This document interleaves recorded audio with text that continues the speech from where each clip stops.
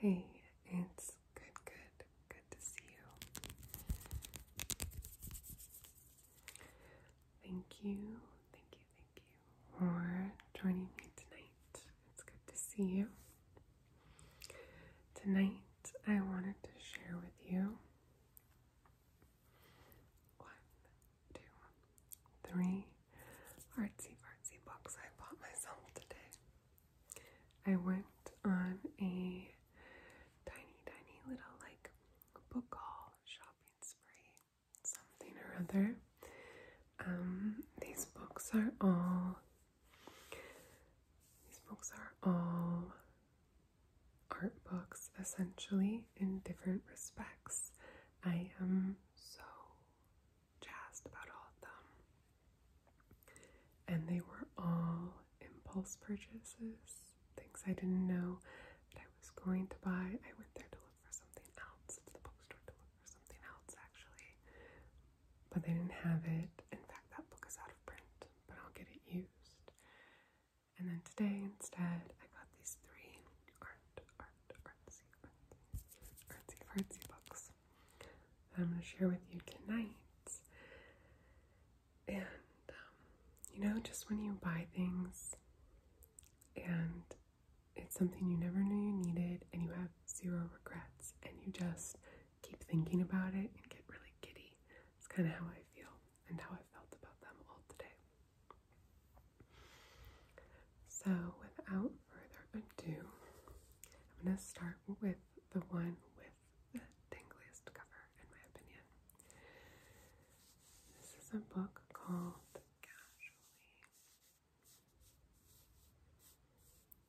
Casually Sauntering.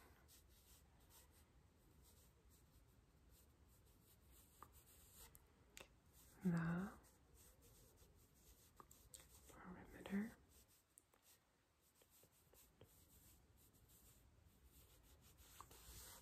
of Now. So I actually saw this book in the window and I loved the title first and foremost. And I loved the cover, and then I was like, let me look this up. And it seemed very interesting to me.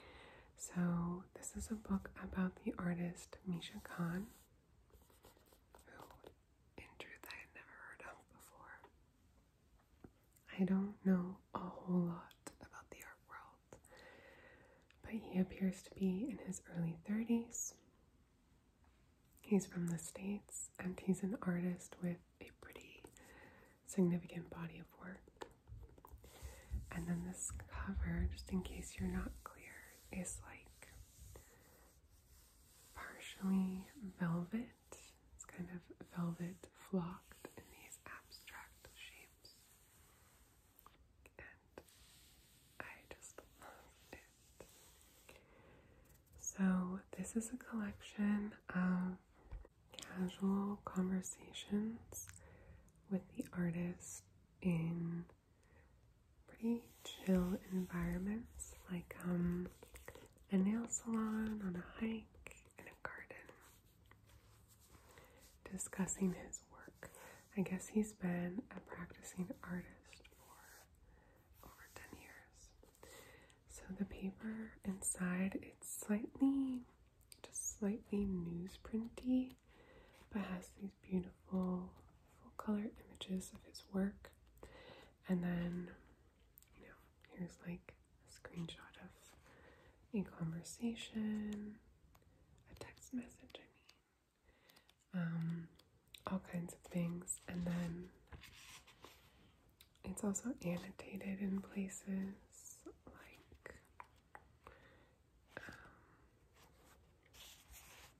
here's all the interview text is in these narrow columns, and then here's some annotations. Image economy.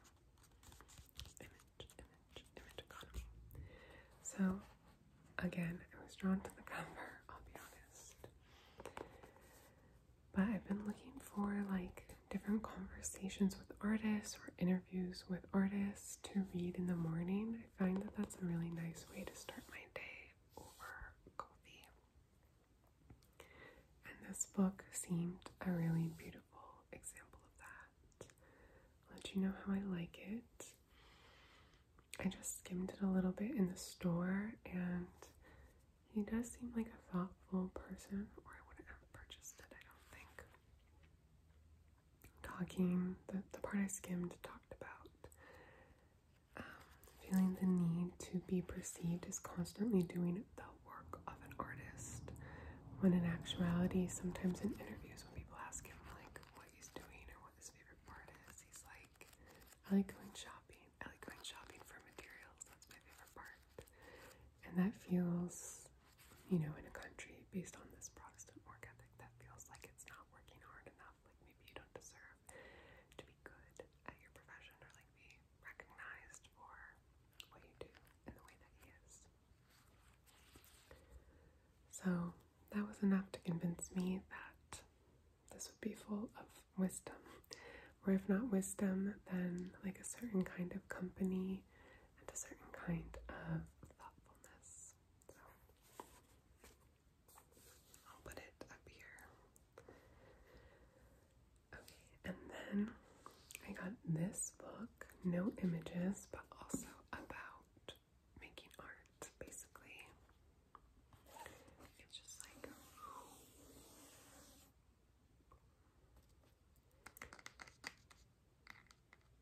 cloth bound, so it's like a little beetle scuttling.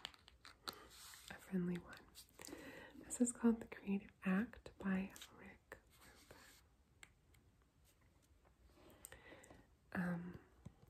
My partner listens to the podcast done by Rick Rubin and I think Malcolm Gladwell.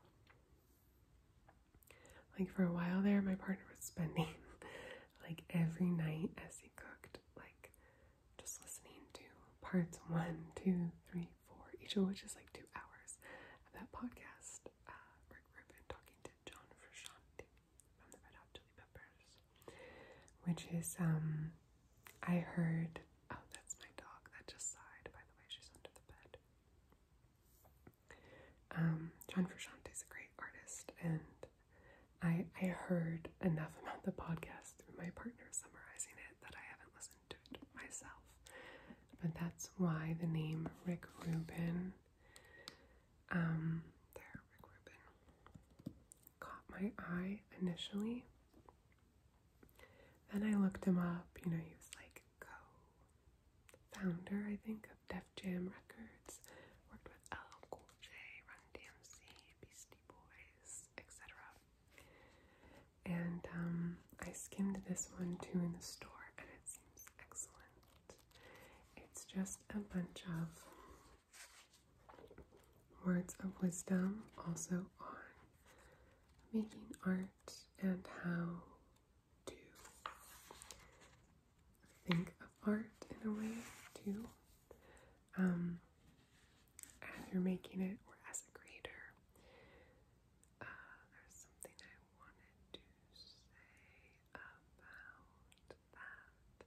Oh, that according to my partner, Rick Rubin is a very zen, calm, wise person, and I did get the sense skimming some of these pages that was definitely his energy. So I'm really looking forward to this. The initial quote here, which is called the epigraph. I always have to think if it's epigraph or epitaph. Says, the object isn't to make art, it's to be in that wonderful state which makes art inevitable. By Robert Henry.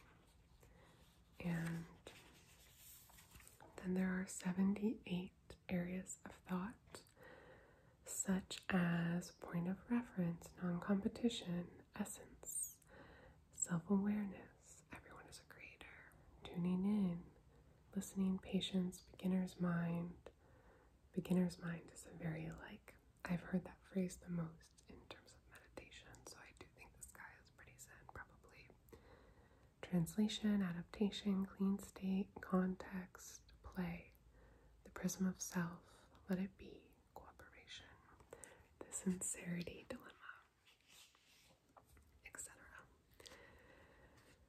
So I held off on buying this because all of these were like a little pricey, which is why it's a little book haul shopping spree. But once I skimmed it, I picked it up like 3 or 4 times in this bookstore as I've passed in and walked out again. Not all in the same day, different days, but today I finally decided to get it. So, and I think my partner's happy I got it too, because I'm sure he'll steal it from me afterwards. But because it's my copy, I get to annotate it, so I'm very excited about that. Okay, and then the final book is a graphic novel. It was somebody's staff pick, and when I checked out, the same woman who had staff picked it was checking me out, which has never happened to me before, so we had a nice little chat. She likened it to 2 things, but I only remember one of them. She said it was like The Last Year at Marienbad meets X, and I remember watching that movie a while ago with my then partner and like loving it, and its wacky structure and sort of surreal nature. So I didn't even think twice about this. Okay, it's a graphic novel. It's called Spa.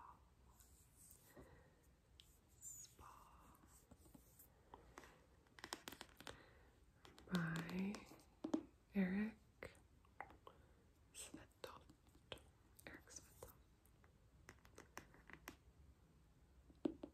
I feel like the sound is much better now. The spine is better than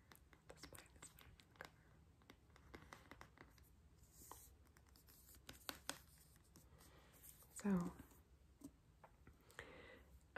it's basically about a bunch of people at a haunted spa.